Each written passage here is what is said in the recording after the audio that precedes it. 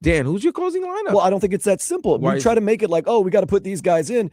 Each game has its own identity. Maybe Jaime Jaquez is having a great day. You got to stay with him. Maybe Kasper Yakuchonis is having a great day. You're not going to pull them out because you're dedicated to 5 certain guys closing out a game. Most championship teams or most playoff teams know who their final 5 is going to be playing at the game. Yes, you're right. There are contexts where maybe somebody's one of these guys is pulled out. But so I get what you're saying. What's the framework? What's the skeleton for that? Like, what is, these are the guys. I can understand if there's a big man, you're probably gonna have Kel'el play a little bit more because he's with his size and his height.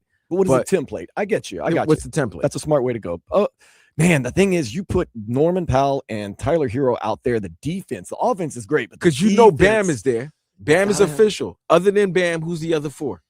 Wiggins is going to be there. You're going to have to go. Oh wait, if you get Wiggins back, so then that's so you Bam, Wiggins, Norman Powell, Tyler Hero, Kel'el Ware. Yeah, that's got to be your template. So you have the size to kind of help out on defense. So you're going to get killed in the backcourt. You're going to get killed in the backcourt defensively. You got to give up to get something. The points. You're going to have to give up something. The points.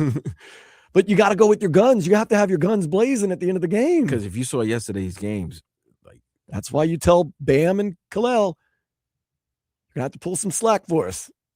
You're gonna have to help us out. That's who my 5 would be to close out the game. Once again, if in a perfect world, like I said, template would be that. You got to get some firepower in Norman Powell, Tyler Hero. You got to stretch the court and have a big man in Kel'el Ware. You have to have Bam. He's your best player. He's your captain. And he can score. And he's really good on defense. And you're needing defense with that lineup. And then Andrew Wiggins, because he's the rubber band man. He can do it all. He can slash. He can shoot. I think these next 14 games, if all these guys could be healthy and can remain together, that's what I think that's what's Spo. Is that your 5? My 5 right now is Bam. I really want to put Jaime on there. Okay. Jaime to me he's very valuable in the 5 and 5. I trust him more. I mean, he had the best. He had a plus 11 last night. But that was the best trust on the team. him. I trust him as being a guy who can get down, drive down the lane, get fouled, can make a pass. He makes things happen when he has the ball in his hand. So I really want to put Jaime on there. Obviously, when Wiggins comes back, because Wiggins is your best 2-way perimeter player. Mm-hmm. Now the question is between Tyler and Norm. Do you put them together? Is one in or one out? I just wouldn't have that much offense on the bench at the end of the game. But I mean, you're want a liability on defense you're putting as well. In Jaime Jaquez Jr. to hopefully supplement that offense that you're putting on the bench. No, I'm putting Jaime right. there. Yeah, I'm saying So then that's the other thing. Now, like I said, with Kel'el is the situation. If it is like a big man where there was like a Wendell Carter yesterday with Banchero, I'm gonna have him out there. But if it's not where Bam could play the 5, I may not have to have Ware there. But right now, if you're talking about, so it's Jaime, Bam, Wiggy, and it's between Norman, Tyler, and I'm gonna put Pella out there, bro. You like Pella? I like Pella. I'm putting Pella at my 2.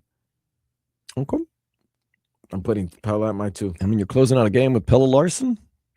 Yeah. And you're answering questions to why either Tyler Hero or Norman Powell was on the bench at the end of the game. It's a tough question to answer. And I mean, I know Spoelstra gives us the best chance to win. If that, he would go with that lineup. I mean, that to me, that's tough, man.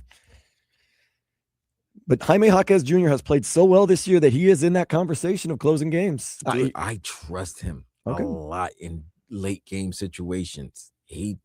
This season, whatever doghouse he was in last year, he's completely gotten out of it, and he has played very well, like very well.